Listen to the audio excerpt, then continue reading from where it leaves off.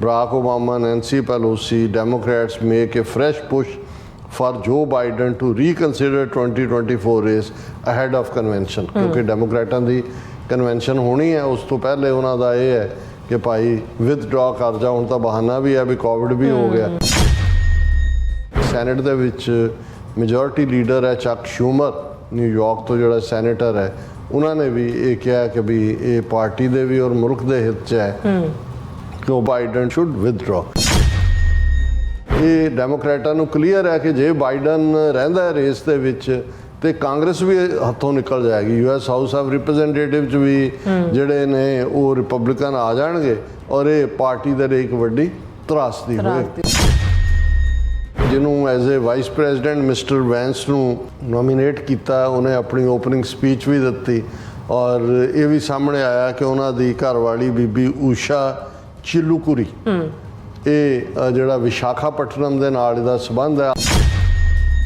ਇਹ ਕੰਸਰਨ ਜ਼ਾਹਰ ਕੀਤਾ ਸੀ ਕਿ ਵੀ ਇਹ ਬੀਬੀ ਊਸ਼ਾ ਚਿਲੂਕੁਰੀ ਇਹਦਾ ਪਿਛੋਕੜ ਦੇਖੋ ਕਿਤੇ ਇਹ ਤਾਂ ਨਹੀਂ ਵੀ ਮੋਦੀ ਦਾ ਟਰੰਪ ਯਾਰ ਹੈ ਤੇ ਮੋਦੀ ਨੇ ਕਿਹਾ ਵੀ ਆ ਕਰੋ ਉਹਨਾਂ ਦਾ। ਤੇ ਮੈਂ ਕਿਹਾ ਜੀ ਦੂਸਰੇ ਪਾਸੇ ਕਮਲਾ ਬੈਠੀ, ਹੁਣ ਜੇ ਬਾਈਡਨ ਵਿਦਡਰਾ ਕਰੇ ਤੇ ਕਮਲਾ ਹੈਰਿਸ ਸਿੱਧੀ ਪ੍ਰੈਜ਼ੀਡੈਂਟ ਲਈ ਆਉਂਦੀ ਹੈ। ਇਹ ਰਿਪਬਲਿਕਨ ਖੁਦ ਕਹਿ ਰਹੇ ਨੇ ਕਿ ਵੀ ਇੱਕ ਪਾਸੇ ਤਾਂ ਟਰੰਪ ਦੀ ਪੂਰੀ ਲਾਈਨ ਜਿਹੜੀ ਹੈ ਉਹ ਐਂਟੀ ਇਮੀਗ੍ਰੈਂਟ ਹੈ ਕਿ ਵੀ ਸਭ ਭੇਜੋ, ਡਿਪੋਰਟ ਕਰੋ, ਮਾਸ ਡਿਪੋਰਟ। ਉਹ ਕਹਿੰਦੇ ਫਿਰ ਊਸ਼ਾ ਦੇ ਘਰ ਵਾਲਿਆਂ ਨੂੰ ਵੀ ਡਿਪੋਰਟ ਕਰਨਗੇ।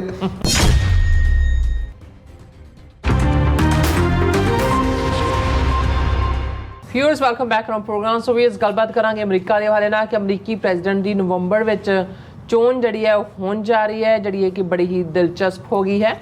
ਪ੍ਰੈਜ਼ੀਡੈਂਟ ਬਾਈਡਨ COVID-19 ਦਾ ਸ਼ਿਕਾਰ ਹੋਏ ਹਨ ਔਰ ਇਸ ਤੋਂ ਬਾਅਦ ਉਹਨਾਂ ਦੀ ਹੋਰ ਵੀ ਦਬਾਅ ਜਿਹੜਾ ਬਣਾਇਆ ਜਾ ਰਿਹਾ ਹੈ ਕਿ ਉਹ ਪ੍ਰੈਜ਼ੀਡੈਂਟ ਰੇਸ 'ਚੋਂ ਲਾਂਭੇ ਹੋ ਜਾਣ। ਸੋ ਇਸੇ ਤਰ੍ਹਾਂ ਰਿਪਬਲਿਕਨ ਪਾਰਟੀ ਦੇ ਵਾਈਸ ਪ੍ਰੈਜ਼ੀਡੈਂਟ ਲਈ ਉਮੀਦਵਾਰ JD ਵੈਂਸ ਦੀ ਭਾਰਤੀ ਮੂਲ ਦੀ ਪਤਨੀ ਊਸ਼ਾ ਚਿਲੂਕੁਰੀ ਦੇ ਪਿਛੋਕੜ ਸੰਬੰਧੀ ਵੀ ਸਵਾਲ ਚੱਕੇ ਜਾ ਰਹੇ ਨੇ। ਸੋ ਇਸ ਬਾਰੇ ਆਪਾਂ ਗੱਲਬਾਤ ਕਰਨ ਜਾ ਰਹੇ ਹਾਂ। ਸੋ ਅਸੀਂ ਚਾਹਾਂਗੇ ਕਿ ਤੁਸੀਂ ਇਸੇ ਤਰ੍ਹਾਂ ਬਣੇ ਰਹਿਣਾ, ਦੇਖਣ ਸੁਣਨ ਲਈ ਐਂਡ ਲਿਖਣ ਲਈ ਤੁਹਾਡਾ ਸਭ ਦਾ ਬਹੁਤ ਬਹੁਤ ਧੰਨਵਾਦ ਜੀ। ਡਾਕਟਰ ਸਾਹਿਬ ਕੀ ਕਹਿਣਾ ਚਾਹੋਗੇ? ਦੇਖੋ ਅਸੀਂ ਅਮਰੀਕਾ 'ਚ ਬੈਠੇ ਹਾਂ ਔਰ ਅਮਰੀਕਨ ਪ੍ਰੈਜ਼ੀਡੈਂਟ ਦੀ ਚੋਣ ਨਵੰਬਰ 'ਚ ਹੋਣ ਜਾ ਰਹੀ ਹੈ। ਐਵਰੀ 4 ਇਅਰਸ ਹੁੰਦੀ ਹੈ। ਅੱਛਾ। ਪਰ ਇਹਦੇ 'ਚ ਜਦੋਂ ਅਸੀਂ ਕੈਂਡੀਡੇਟਸ ਦੀ ਗੱਲ ਕਰ ਰਹੇ ਹਾਂ ਜਾਂ ਪ੍ਰੈਜ਼ੀਡੈਂਟ ਓਬਾਮਾ ਨੂੰ ਲੈ ਕੇ ਜਿਹੜੀ ਫਸਟ ਡਿਬੇਟ ਹੋਈ ਉਹਦੇ 'ਚ ਵੀ ਸਾਹਮਣੇ ਆਇਆ ਕਿ ਬਈ ਮੈਂਟਲ ਲੈਵਲ ਦੇ ਉੱਤੇ ਉਹ ਸਾਊਂਡ ਨਹੀਂ ਨੇ। ਔਰ ਉਸ ਤੋਂ ਬਾਅਦ ਇਹ ਵੀ ਪੋਲਿੰਗ ਦੇ ਵਿੱਚ ਵੀ ਇਹ ਸਾਹਮਣੇ ਆਇਆ ਕਿ ਜਿਸ ਕਿਸਮ ਦਾ ਉਹ ਬਿਲਕੁਲ ਫਰੀਜ਼ ਹੋ ਗਏ ਗੱਲਬਾਤ ਕਰਦੇ ਹੈ ਜਾਂ ਜਦੋਂ ਉਹਨਾਂ ਦੀ ਈਵਨ G7 ਮੀਟਿੰਗ ਦੇ ਵਿੱਚ ਵੀ ਗਏ ਉੱਥੇ ਵੀ ਕਿਵੇਂ ਇਟਲੀ ਦੇ ਵਿੱਚ ਉਹ ਆਲਮੋਸਟ ਗਵਾਚ ਗਏ, ਇੱਕ ਪਾਸੇ ਨੂੰ ਤੁਰ ਗਏ ਔਰ ਉਹ ਉਹਨਾਂ ਦੀ ਜਿਹੜੀ ਪ੍ਰੈਜ਼ੀਡੈਂਟ ਜਾਂ ਪ੍ਰਾਈਮ ਮਿਨਿਸਟਰ ਹੈ ਉਹ ਉਹਨਾਂ ਨੂੰ ਲਿਆਈ। ਸੋ ਉਸ ਤੋਂ ਬਾਅਦ ਹੀ ਚੱਲ ਰਿਹਾ ਸੀ ਔਰ ਇਹ ਆਲਰੇਡੀ ਪਾਰਟੀ ਦੇ ਵਿੱਚ ਮੰਗ ਉੱਠੀ, ਇੱਕ ਅੱਧੇ ਸੈਨੇਟਰ ਨੇ ਕੀਤੀ, ਫਿਰ 2-4 ਕਾਂਗਰਸਮੈਨ ਨੇ ਕੀਤਾ ਕਿ ਭਾਈ ਜਿਹੜਾ ਇਹ ਟਰੰਪ ਨੂੰ ਡਿਫੀਟ ਨਹੀਂ ਕਰ ਸਕਣਗੇ ਕਿਉਂ। ਔਰ ਵੈਸੇ ਵੀ ਅਮਰੀਕਨ ਸਿਸਟਮ ਦੇ ਵਿੱਚ ਜੇ ਤੁਸੀਂ ਮੈਡੀਕਲੀ ਸਾਊਂਡ ਨਹੀਂ ਹੋ ਤੇ ਮੁਲਕ ਦੀ ਤੁਹਾਡੇ ਕੋਲ most powerful man on this planet ਜਿਹਦੇ ਕੋਲ ਨਿਊਕਲੀਅਰ ਦਾ ਬਟਨ ਹੁੰਦਾ। ਹੁਣ ਜਿਹੜੀ ਖਬਰ 2 ਦਿਨ ਪਹਿਲਾਂ ਦੀ ਹੈ ਕਿ ਪ੍ਰੈਜ਼ੀਡੈਂਟ ਬਾਈਡਨ ਈਵਨ ਕੋਰੋਨਾ ਦਾ ਵੀ ਸ਼ਿਕਾਰ ਹੋਏ ਨੇ, ਇਸ ਲਈ ਉਹਨਾਂ ਨੇ ਆਪਣਾ ਪ੍ਰਚਾਰ ਦੌਰਾ ਜੋ ਚੱਲ ਰਿਹਾ ਸੀ ਮੁਅੱਤਲ ਕੀਤਾ ਕਿਉਂਕਿ ਰਿਪਬਲਿਕਨ ਦੀ ਤਾਂ ਆਲਰੇਡੀ ਕਨਵੈਨਸ਼ਨ ਹੋ ਗਈ, ਚੱਲ ਰਹੀ ਹੈ ਅਜੇ ਵੀ ਇੱਕ ਦਿਨ ਹੋਰ ਹੈ ਜਿਹਦੇ 'ਚ ਟਰੰਪ ਔਰ ਦੂਜਾ 50,000 ਦੀ ਰੈਲੀ 'ਚ ਟਰੰਪ ਨੂੰ ਵੀ ਐਂਡੋਰਸ ਕੀਤਾ ਉਹਨੇ, ਮਿਸਟਰ ਵੈਂਸ ਨੂੰ ਆਪਣਾ ਜਿਹੜਾ ਵਾਈਸ ਪ੍ਰੈਜ਼ੀਡੈਂਟ ਕੀਤਾ ਔਰ ਇਸ ਵੇਲੇ ਉਹ ਪੂਰੇ ਚੜ੍ਹਾਈ 'ਚ ਨੇ। ਔਰ ਟਰੰਪ ਦੇ ਉੱਤੇ ਅਸੈਸੀਨੇਸ਼ਨ ਅਟੈਂਪਟ ਤੋਂ ਬਾਅਦ ਵੀ ਗ੍ਰਾਫ ਉੱਪਰ ਗਿਆ, ਪਰ ਜਿਸ ਕਿਸਮ ਦੀ ਕਾਰਵਾਈ ਔਰ ਈਵਨ ਜਿਹੜੇ ਵਿਰੋਧੀ ਵੀ ਸੀ ਜਿਨ੍ਹਾਂ ਨੇ ਟਰੰਪ ਨੂੰ ਅਪੋਜ਼ ਕੀਤਾ ਸੀ ਉਹਨਾਂ ਦੇ ਵਿੱਚ ਨਿੱਕੀ ਹੇਲੀ ਔਰ ਦੂਸਰੇ ਉਹਨਾਂ ਨੇ ਰਾਮਾ ਚੰਦਰਮ ਕੀ ਉਹ ਸਾਊਥ ਇੰਡੀਅਨ ਸੀ, ਉਹਨਾਂ ਨੇ ਵੀ ਐਂਡੋਰਸਮੈਂਟ ਕੀਤੀ। ਸੋ ਇਸ ਸਾਰੇ ਦੇ ਚੱਲਦੇ ਆ ਹੁਣ ਜਿਹੜੀ ਅੱਜ ਖਬਰ ਹੈ ਕਿ ਈਵਨ ਬਰਾਕ ਓਬਾਮਾ ਔਰ ਨੈਂਸੀ ਪੈਲੋਸੀ ਸਪੀਕਰ ਹੈ ਹਾਊਸ ਦੀ ਔਰ ਬਰਾਕ ਓਬਾਮਾ ਬਹੁਤ ਵੱਡਾ ਸਪੋਰਟ ਬੇਸ ਹੈ ਬਾਈਡਨ ਦਾ ਔਰ ਵੈਸੇ ਵੀ ਅਫਰੀਕਨ ਅਮਰੀਕਨਸ ਦੀ ਵੋਟ ਡੈਮੋਕ੍ਰੇਟਾਂ ਲਈ ਕ੍ਰੂਸ਼ਲ ਹੁੰਦੀ ਹੈ। ਉਹਨਾਂ ਨੇ ਵੀ ਜਿਹੜਾ ਹੈ ਉਹ ਬੇਸ਼ੱਕ ਪਬਲਿਕਲੀ ਨਹੀਂ ਪਰ ਪ੍ਰਾਈਵੇਟਲੀ ਆਇਆ ਕਿ ਬਈ Barack Obama, Nancy Pelosi, Democrats make a fresh push for Joe Biden to reconsider 2024 race ahead of convention ਕਿਉਂਕਿ ਡੈਮੋਕ੍ਰੇਟਾਂ ਦੀ ਕਨਵੈਨਸ਼ਨ ਹੋਣੀ ਹੈ ਉਸ ਤੋਂ ਪਹਿਲੇ ਉਹਨਾਂ ਦਾ ਇਹ ਹੈ ਕਿ ਭਾਈ ਵਿਦਡਰਾ ਕਰ ਜਾ, ਹੁਣ ਤਾਂ ਬਹਾਨਾ ਵੀ ਹੈ ਵੀ ਕੋਵਿਡ ਵੀ ਹੋ ਗਿਆ। ਹਾਲਾਂ ਉਹਨਾਂ ਦੇ ਉਹ ਜਿਹੜੇ ਮੈਂ ਨਾ ਮਾਨੂ ਵਾਲੀ ਲਾਈਨ ਹੈ, ਈਵਨ ਜਿਹੜਾ ਸੈਨੇਟ ਦੇ ਵਿੱਚ ਮੈਜੋਰਿਟੀ ਲੀਡਰ ਹੈ ਚੱਕ ਸ਼ੂਮਰ ਨਿਊਯਾਰਕ ਤੋਂ ਜਿਹੜਾ ਸੈਨੇਟਰ ਹੈ, ਉਹਨਾਂ ਨੇ ਵੀ ਇਹ ਕਿਹਾ ਕਿ ਵੀ ਇਹ ਪਾਰਟੀ ਦੇ ਵੀ ਔਰ ਮੁਲਕ ਦੇ ਹਿੱਤ 'ਚ ਹੈ ਕਿ ਓਬਾਮਾ ਸ਼ੁੱਡ ਵਿਦਡਰਾ। ਹੁਣ ਗੱਲ ਕਰੀ ਇਹ ਨਹੀਂ ਹੈ ਕਿ ਵੀ ਪ੍ਰੈਜ਼ੀਡੈਂਟ ਦੀ ਰੇਸ 'ਚ ਜੇ ਓਬਾਮਾ ਰਹਿੰਦਾ ਤੇ ਉਹ ਤਾਂ ਇਸ ਵੇਲੇ ਅੱਜ ਦੇ ਡੇਟ 'ਚ ਹਾਲਾਂ 4 ਮਹੀਨੇ ਵਿਚਾਲੇ ਨੇ, ਕੋਈ ਹੋਰ ਕ੍ਰਿਸ਼ਮਾ ਹੋ ਜਾਏ ਵੱਖਰੀ, ਉਹ ਲੂਜ਼ਰ ਹੈ। ਲੇਕਿਨ ਕੱਲਾ ਇਹ ਨਹੀਂ ਹੁੰਦਾ, ਇਹ ਗੱਲ ਦਾ ਧਿਆਨ ਰਹੇ ਕਿ ਜਿੱਥੇ ਸੈਨੇਟ ਦੀ ਚੋਣ 6 ਸਾਲ ਬਾਅਦ ਹੁੰਦੀ ਹੈ, ਜਿਹੜੇ ਕਾਂਗਰਸਮੈਨ ਨੇ ਹਰ 2 ਸਾਲ ਬਾਅਦ ਕਾਂਗਰਸ ਦੀ ਚੋਣ ਹੁੰਦੀ ਹੈ। ਸੋ ਇਸ ਵੇਲੇ ਜਦੋਂ ਨਵੰਬਰ ਦੇ ਵਿੱਚ ਪ੍ਰੈਜ਼ੀਡੈਂਟ ਦੀ ਇਲੈਕਸ਼ਨ ਹੋਣੀ ਹੈ, ਆਲਮੋਸਟ ਜਿਹੜਾ 1/3 ਕਾਂਗਰਸਮੈਨ ਵੀ ਦੁਬਾਰਾ ਜਿਹੜੇ ਨੇ ਉਹਨਾਂ ਨੂੰ ਚੋਣ ਦੇ ਵਿੱਚ ਜਾਣਾ ਪਏਗਾ।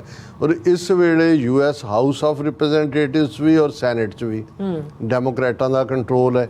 ਇਸੇ ਲਈ ਜਿਹੜਾ ਵੀ ਲੈਜਿਸਲੇਸ਼ਨ ਹਾਊਸ 'ਚ ਪੁਸ਼ ਹੋਇਆ, ਸੈਨੇਟ 'ਚ ਹੋਇਆ, ਬਾਈਡਨ ਨੇ ਸਾਈਨ ਕਰਨੇ ਨੇ, ਇਹਨਾਂ ਦੇ ਕੋਲ ਹੈ। ਲੇਕਿਨ ਇਹ ਡੈਮੋਕ੍ਰੈਟਾਂ ਨੂੰ ਕਲੀਅਰ ਹੈ ਕਿ ਜੇ ਬਾਈਡਨ ਰਹਿੰਦਾ ਰੇਸ ਦੇ ਵਿੱਚ ਤੇ ਕਾਂਗਰਸ ਵੀ ਹੱਥੋਂ ਨਿਕਲ ਜਾਏਗੀ। US ਹਾਊਸ ਆਫ ਰਿਪਰੈਜ਼ੈਂਟੇਟਿਵ 'ਚ ਵੀ ਜਿਹੜੇ ਨੇ ਉਹ ਰਿਪਬਲਿਕਨ ਆ ਜਾਣਗੇ ਔਰ ਇਹ ਪਾਰਟੀ ਦੇ ਲਈ ਇੱਕ ਵੱਡੀ ਤਰਾਸਦੀ ਹੋਏਗੀ। ਸੋ ਇਹ ਦਿਲਚਸਪ ਬਣ ਗਿਆ ਕਿ ਬਈ ਹੁਣ ਬਾਬਾ ਬਾਈਡਨ ਜਿਹੜਾ ਹੈ ਉਹ ਸਾਡੇ ਇੱਕ ਯੂਟਿਊਬਰ ਨੇ, ਉਹ ਜਦੋਂ ਕਹਿਣਗੇ ਤਾਇਆ ਬਾਈਡਨ ਤੇ ਚਾਚਾ ਟਰੰਪ, ਉਹ ਪੰਜਾਬੀ ਵਲੌਗਸ ਉਹ ਕਹਿਣਗੇ ਵੀ ਤਾਏ ਨੇ ਇਹ ਕਿਹਾ ਤੇ ਚਾਚੇ ਨੇ ਇਹ ਕਿਹਾ, ਅਸੀਂ ਬਾਬਾ ਕਹਿ ਦਿੰਦੇ ਵੀ ਬਾਬਾ ਬਾਈਡਨ ਜਿਹੜਾ ਉਹ ਚੰਗੀ ਗੱਲ ਹੈ ਵੀ ਮੰਨ ਜਾਏ, ਨਹੀਂ ਤਾਂ ਇਹ ਹੈ ਕਿ ਵੀ ਉਹ ਆਪ ਪਾਰਟੀ ਨੂੰ ਵੀ ਡੋਬੇਗਾ ਤੇ ਮੁਲਕ ਦੇ ਲਈ ਵੀ ਠੀਕ ਨਹੀਂ। ਇੱਕ ਪਾਸੇ ਤਾਂ ਇਹ ਇਸ਼ੂ ਚੱਲ ਹੀ ਰਿਹਾ ਔਰ ਦੂਸਰੇ ਪਾਸੇ ਜਿਹੜੀ ਕਿਉਂਕਿ ਜਿਹਨੂੰ as a vice president mister Vance ਨੂੰ JD ਵੈਂਸ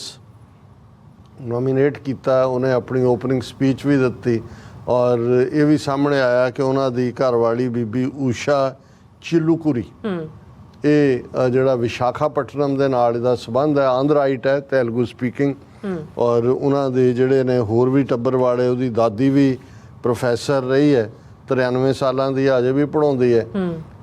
ਹੁਣ ਤਾਂ ਸ਼ਾਇਦ ਪ੍ਰੋ ਬੋਨੋ ਹੋਏਗਾ ਜਿੱਥੇ ਵੀ ਹੈ। Usha Chilukuri potential second lady of US has a close visa connection, ਔਰ ਇਹਦੇ ਫਾਦਰ ਮਦਰ ਜਿਹੜੇ ਉੱਥੇ ਸੈਂਡੀਐਗੋ 'ਚ ਆ ਗਏ ਔਰ ਉੱਥੇ ਹੀ ਉਹਨਾਂ ਨੂੰ ਇਹ ਟੌਪ ਯੇਲ ਯੂਨੀਵਰਸਿਟੀ ਦੇ ਵਿੱਚ ਨੇ ਲਾਅ ਕੀਤਾ ਔਰ ਉੱਥੇ ਹੀ ਇਹਨੂੰ ਮਿਸਟਰ ਵੇਂਸ ਨੂੰ ਮਿਲੇ ਹੀ ਵਿਆਹ ਹੋਇਆ, 2-3 ਬੱਚੇ ਨੇ, ਉਹਨਾਂ ਦੇ ਨਾਂ ਵੀ ਹਿੰਦੂ ਤੋਂ ਵੀ ਰੋਹ ਰੀਤਾਂ ਨਾਲ ਰੱਖੇ ਹੋਏ ਨੇ। ਔਰ ਇੱਕ ਪਾਸੇ ਤਾਂ ਵਿਦਨ ਜਿਹੜੇ ਰਿਪਬਲਿਕਨ ਕਾਡਰ ਹੈ ਉਹਨਾਂ 'ਚ ਇੱਕ ਡਿਬੇਟ ਛਿੜੀ ਹੋਈ ਹੈ ਕਿ ਵੀ, ਔਰ ਇਹ ਦੋਨੋਂ, ਇਹ ਪਹਿਲੀ ਵਾਰੀ ਜੂਨੀਅਰ ਸੈਨੇਟਰ ਹੈ, ਓਹਾਇਓ ਤੋਂ ਬਣਿਆ ਔਰ ਬਹੁਤ ਸਾਰਿਆਂ ਦਾ ਸੀ ਕਿ ਵੀ ਇਹ ਕਿੱਥੋਂ ਲੱਭ ਲਿਆ ਵੈਂਸ ਨੂੰ, ਵੀ ਇਹ ਤਾਂ ਪਹਿਲਾਂ ਰੇਸ 'ਚ ਹੀ ਨਹੀਂ ਸੀ। ਮੈਂ ਅੱਜ ਵੀ ਔਰ ਪਿਛਲੇ ਕੱਲ੍ਹ ਦੇ ਮੈਂ ਅੱਜ ਦੀ ਆਵਾਜ਼ ਪ੍ਰੋਗਰਾਮ 'ਚ ਵੀ ਇਹ ਕਿਹਾ ਸੀ ਕਿ ਅਮਰੀਕਾ ਦੇ ਵਿੱਚ ਬੈਲੈਂਸ ਆਫ ਪਾਵਰ ਰੱਖਿਆ ਹੋਇਆ ਅਮਰੀਕਨਾਂ ਨੇ। ਹੁਣ ਜੇ ਪ੍ਰੈਜ਼ੀਡੈਂਟ ਦੀ ਚੋਣ ਵੋਟਾਂ ਨਾਲ ਨਹੀਂ ਹੁੰਦੀ ਕਿ ਜਿਹਦੇ ਕੋਲ ਜਿਹਨੂੰ ਸਭ ਤੋਂ ਜ਼ਿਆਦਾ ਵੋਟਾਂ ਪਈਆਂ ਉਹ ਜਿੱਤ ਜਾਏਗਾ, ਜੇ ਇਵੇਂ ਹੋਏ ਤਾਂ ਜਿਹੜੇ ਪਾਸੇ ਨਿਊਯਾਰਕ ਤੇ ਕੈਲੀਫੋਰਨੀਆ 2 ਸਟੇਟਾਂ ਹੋਣਗੀਆਂ ਉਹੀ ਡਿਸਾਈਡ ਕਰਨਗੀਆਂ ਪ੍ਰੈਜ਼ੀਡੈਂਟ ਕੌਣ ਬਣਦਾ, ਬਾਕੀ ਤਾਂ 48 ਸਟੇਟਾਂ ਦਾ ਕੋਈ ਰੋਲ ਨਹੀਂ ਹੋਏਗਾ।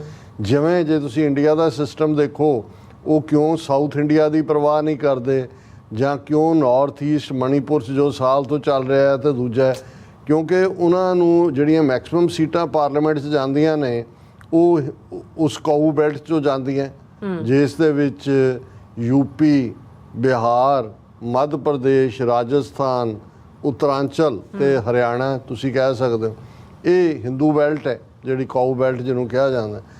ਮੈਕਸਿਮਮ ਸੀਟਾਂ ਇਹਨਾਂ ਦੀਆਂ ਨੇ ਔਰ ਪ੍ਰਾਈਮ ਮਿਨਿਸਟਰ ਉਹਨੇ ਹੀ ਬਣਨਾ ਹੈ ਜਾਂ ਉਸੇ ਪਾਰਟੀ ਨੇ ਜਿੱਤਣਾ ਜਿਹਨੂੰ ਇਹਨਾਂ ਦੀਆਂ ਜਾਣੀਆਂ ਨੇ। ਸੋ ਉੱਥੇ ਕੋਈ ਇਹ ਰਿਪਰੈਜ਼ੈਂਟੇਟਿਵ ਡੈਮੋਕ੍ਰੇਸੀ ਤਾਂ ਨਹੀਂ ਹੈ, ਨਾ ਹੀ ਰਿਪਰੈਜ਼ੈਂਟੇਟਿਵ ਲਾਈਨ ਹੈ। ਇਸ ਲਈ ਹੁਣ ਵੀ ਤੁਸੀਂ ਦੇਖੋਗੇ ਸਾਊਥ ਬਿਲਕੁਲ ਦੂਜੇ ਪਾਸੇ ਜਾਂਦਾ। ਪਰ ਅਮਰੀਕਾ ਨੇ ਇਸ ਗੱਲ ਦਾ ਧਿਆਨ ਰੱਖਿਆ ਕਿ ਵੀ ਇਹ ਨਾ ਹੋਏ ਕੱਲ੍ਹ ਨੂੰ ਕਿ ਛੋਟੀਆਂ ਸਟੇਟਾਂ ਇਹ ਮਹਿਸੂਸ ਕਰਨ ਕਿ ਵੀ ਉਹਨਾਂ ਦੀ ਤਾਂ ਕੋਈ ਸਹੀ ਨਹੀਂ ਹੈ, ਇਹ ਤਾਂ ਵੋਟਾਂ ਨਾਲ। ਸੋ ਉਹਨਾਂ ਨੇ ਇਲੈਕਟਰਲ ਸਿਸਟਮ ਰੱਖਿਆ ਹੋਇਆ। ਵੱਡੀਆਂ ਸਟੇਟਾਂ ਕੋਲ ਇਲੈਕਟਰਲ ਵੋਟਸ ਹੁੰਦੀਆਂ ਨੇ, ਜ਼ਿਆਦਾ ਹੁੰਦੀਆਂ ਨੇ, ਲੇਕਿਨ ਅਲਟੀਮੇਟ ਡਿਸੀਜਨ ਜਿਹੜਾ ਉਹ 5-6 ਸਟੇਟਾਂ ਨੇ ਜਿਹੜੀਆਂ ਕਰਦੀਆਂ ਨੇ ਵੀ ਜਿਹਨਾਂ ਪ੍ਰੈਜ਼ੀਡੈਂਟ ਕਿਹਨੇ ਬਣਨਾ, ਜਿਨ੍ਹਾਂ ਨੂੰ ਸਵਿੰਗ ਸਟੇਟਸ ਵੀ ਕਹਿੰਦੇ ਨੇ। ਸਵਿੰਗ ਦਾ ਮਤਲਬ ਇਹ ਹੁੰਦਾ ਹੈ ਹੁਣ ਜਿਵੇਂ ਨਿਊਯਾਰਕ ਹੈ, ਇਹ ਪੱਕਾ ਡੈਮੋਕ੍ਰੈਟਿਕ ਹੈ, ਜਿਹੜਾ ਮਰਜ਼ੀ ਆ ਜਾਏ, ਕੈਲੀਫੋਰਨੀਆ ਪੱਕਾ ਡੈਮੋਕ੍ਰੈਟਿਕ ਹੈ, ਇਹਨੂੰ ਜਿਹੜਾ ਕੋਈ ਨਹੀਂ। ਟੈਕਸਾਸ ਹੈ ਪੱਕਾ ਰਿਪਬਲਿਕਨ ਹੈ, ਜਾਂ ਆਰਕੈਂਸਾਸ, ਓਕਲਹੋਮਾ, ਇਹ ਜਿਹੜੀਆਂ ਸਾਰੀਆਂ ਨੇ ਇਹ ਪੱਕੀਆਂ ਰਿਪਬਲਿਕ ਸਟੇਟਾਂ ਨੇ, ਉਹਨਾਂ ਨੇ ਉਧਰ ਹੀ ਜਾਣਾ। ਹੁਣ ਇਹ ਜਿਹੜੀਆਂ ਵਿਚਕਾਰਲੀਆਂ ਨੇ ਜਿਨ੍ਹਾਂ ਕਰਕੇ ਟਰੰਪ ਸਵਿੰਗ ਸਟੇਟਸ ਇੱਕ ਵਾਰੀ ਟਰੰਪ ਦੇ ਹੱਕ 'ਚ ਗਈਆਂ, ਟਰੰਪ ਜਿੱਤਿਆ। ਸੈਕੰਡ ਟਰਮ ਵੇਲੇ ਬਾਈਡਨ ਦੇ ਹੱਕ 'ਚ ਗਈਆਂ, ਬਾਈਡਨ ਜਿੱਤਿਆ। ਜਿਨ੍ਹਾਂ ਦੇ ਵਿੱਚ ਓਹਾਇਓ ਹੈ, ਮਿਸ਼ੀਗਨ ਹੈ, ਪੈਨਸਿਲਵੇਨੀਆ ਹੈ ਔਰ ਵਿਸਕੌਨਸਨ ਹੈ, ਮਿਲਵਾਕੀ ਜਿੱਥੇ ਇਹਨਾਂ ਦਾ ਹੋ ਰਿਹਾ। ਸੋ ਇਹ ਜਿਹੜੀਆਂ 5-6 ਸਟੇਟਾਂ ਨੇ, ਇਹਨਾਂ ਨੇ ਡਿਸਾਈਡ ਕਰਨਾ ਵੀ ਅਮਰੀਕਾ ਦਾ ਪ੍ਰੈਜ਼ੀਡੈਂਟ ਕੌਣ ਹੋਏਗਾ।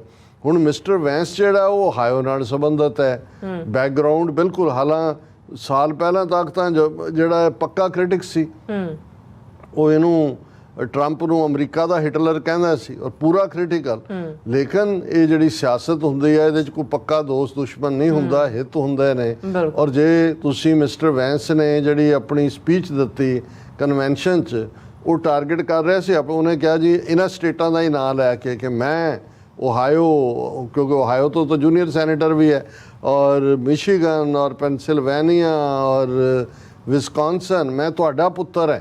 मैं उस गरीबी चों, मेरी माँ जी ड्रग एडिक्ट सी, सिंगल मदर सी, उन्हें मैनू किवें रेज किया, मैं गरीबी च पढ़िया, वैलफेयर ते पढ़िया, तुहानू भी मैं जिहड़ा है वो समझदा, तुहानू कदे मैं तुहाडे नाल दगा नहीं कर। हुण ये ट्रंप ने अपना हिसाब किताब ला लिया सी कि भी जे उन्हें जितना तो ये जड़ियाँ स्विंग स्टेटां ने, हालां पहला भी उन्होंने अनाउंस करन तो 1% ट्रंप जिहड़ा वो हायर जा रहा सी। लेकिन ये एक वड्डा रीज़न है कि मिस्टर वैंस जी का कोई, जिवें ट्रंप प्रेजिडेंट बनन तो पहला किसी पिंड का पंच सरपंच भी नहीं सी बनया होया, सीधा प्रेजिडेंसी ले गया। सो ये भी पहला जूनियर सैनेटर कुछ साल पहला बनया, राइटर जरूर सी, उहदी किताब बेस्ट सैलर ये वो आई, और हुण उहनूं ये थां मिली है। और अज भी साडे वीर इंडियाना तो उन्होंने एक कंसर्न ਜ਼ਾਹਰ ਕੀਤਾ ਸੀ कि भी ये बीबी ਊਸ਼ਾ चिलूकुरी, ਇਹਦਾ ਪਿਛੋਕੜ ਦੇਖੋ ਕਿਤੇ ਇਹ ਤਾਂ ਨਹੀਂ ਵੀ ਮੋਦੀ ਦਾ ਟਰੰਪ ਯਾਰ ਹੈ ਤੇ ਮੋਦੀ ਨੇ ਕਿਹਾ ਵੀ ਆ ਕਰੋ ਉਹਨਾਂ ਦਾ। ਤੇ ਮੈਂ ਕਿਹਾ ਜੀ ਦੂਸਰੇ ਪਾਸੇ ਕਮਲਾ ਬੈਠੀ, ਹੁਣ ਜੇ ਬਾਈਡਨ ਵਿਦਡਰਾ ਕਰੇ ਤੇ ਕਮਲਾ ਹੈਰਿਸ ਸਿੱਧੀ ਪ੍ਰੈਜ਼ੀਡੈਂਟ ਲਈ ਆਉਂਦੀ ਹੈ। ਲੇਕਿਨ ਜਿਹੜਾ ਇਸ ਦਾ ਵੀ ਕੋਈ ਪਿਛੋਕੜ ਹੈ ਊਸ਼ਾ चिलूकुरी ਦਾ, ਕੋਈ ਸਾਹਮਣੇ ਤਾਂ ਨਹੀਂ ਹੈ ਕਿ ਕੋਈ ਪ੍ਰੋ ਇੰਡੀਆ ਲਾਈਨ ਜਾਂ ਦੂਜੀ ਲਈ ਹੋਏ ਕਿਸੇ ਪਾਸਿਓਂ। ਅਜੇ ਇਸ ਦੇ ਉੱਤੇ ਹੋਰ ਜਿਵੇਂ ਉੱਥੋਂ ਦੇ ਮੀਡੀਆ ਨੇ, ਜੇ ਬੀਬੀ ਹਰਮੀਤ ਕੌਰ ਢਿੱਲੋਂ ਨੇ ਅਰਦਾਸ ਕੀਤੀ ਰਿਪਬਲਿਕਨ ਕਨਵੈਨਸ਼ਨ 'ਚ, ਤੇ ਤੁਸੀਂ ਦੇਖੋ ਹਿੰਦੂ ਤੋਂ ਵੀ ਕਿਵੇਂ ਭੜਕੇ ਨੇ, ਉਹਦੇ ਬਿਆਨ ਕਿਸਾਨਾਂ ਵੇਲੇ ਕੀ ਸੀ, ਹਰਦੀਪ ਨਿੱਜਰ ਵੇਲੇ ਕੀ ਸੀ, ਦੂਜੇ ਸਾਰੇ ਕੱਢ ਲਏ। ਸੋ ਅਸੀਂ ਇਹ ਦੇਖਣਾ ਵੀ ਚਾਹਾਂਗੇ ਕਿ ਊਸ਼ਾ चिलूकुरी ने की किया होया ਜਾਂ ਕੋਈ ਇਸ ਇਸ਼ੂ ਦੇ ਉੱਤੇ। ਹਾਂ ਇਹ ਜ਼ਰੂਰ ਹੈ ਕਿ ਵੀ ਇਹ ਹੁਣ ਤੱਕ ਡੈਮੋਕ੍ਰੈਟ ਰਜਿਸਟਰਡ ਵੋਟਰ ਸੀ। ਜਦੋਂ ਘਰ ਵਾਲਾ ਇਹਦਾ 2014 ਤੋਂ ਬਾਅਦ ਇੱਧਰ ਨੂੰ ਤੁਰਿਆ, ਰਿਪਬਲਿਕ ਉਦੋਂ ਦਾ ਇੱਧਰ ਨੂੰ ਤੁਰਿਆ। ਪਰ ਇਹ ਸਾਰਾ ਇਸ ਵੇਲੇ ਇਵੇਂ ਦਾ ਉਹ ਭਰਥਾ ਜਿਹਾ ਬਣੀ ਜਾਂਦਾ ਸਾਰੀਆਂ ਚੀਜ਼ਾਂ ਦਾ ਕਿ ਹੁਣ ਇਹ ਰਿਪਬਲਿਕਨ ਖੁਦ ਕਹਿ ਰਹੇ ਨੇ कि भी एक पासे तो ट्रंप की पूरी लाइन जी है वो एंटी इमिग्रेंट है कि भी सब भेजो, डिपोर्ट करो, मास डिपोर्ट। वो कहते फिर ਊਸ਼ਾ ਦੇ घर वालों भी डिपोर्ट करनगे कि भी तुसी मास माइग्रेशन जो इमिग्रेशन के नाम थले गल कर रहे हो कि भी इन्ने आ रहे हैं। और ये सारी रिपबलिकनस नूं अजे तक भी नहीं ये पच रही गल। जिवें हुण ਊਸ਼ਾ उन्हें भी आके अपने घर वाले की तारीफ की, तो उन्हें कहा कि जी मैं वैजीटेरियन है, तो ये तो मीट एंड पोटैटो गाई सी, इनू हुण मैं वैजीटेरियन ते लाता है, मेरी माँ ने भी रोटियां कुक करदा वैजीटेरियन। वो रिपब्लिकन नूं फिकर पै गया भी ये की करनगे, वाइट हाउस च कौन आ। सो कुल मिला के मैं देख रहा भी ये जिहड़ा जदों तुसीं दुनिया दे विच ओवरऑल एक लफ्ज़ शायद उर्दू दा है जां पर्शियन दा है, फुकदान, कमजोरी। ਜਦੋਂ ਤੁਸੀਂ ਕਲਾਸੀ ਲੋਕਾਂ ਦਾ ਫੁਕਦਾਨ ਦੇਖਦੇ ਹੋ ਤੇ ਜਿਹੜਾ ਸਪੇਸ ਹੁੰਦਾ ਹੈ ਉਹਦੇ 'ਚ ਫਿਰ ਊਸ਼ਾ ਆ ਜਾਏ ਕਿ ਨਿਸ਼ਾ ਆ ਜਾਏ ਕਿ ਰਾਧਾ ਆ ਜਾਏ ਕਿ ਸ਼ੀਲਾ ਆ ਜਾਏ ਕਿ ਕਮਲੀ ਆ ਜਾਏ, ਕੋਈ ਆ ਜਾਏ, ਉਹ ਰਾਹ ਹੁੰਦਾ ਹੈ।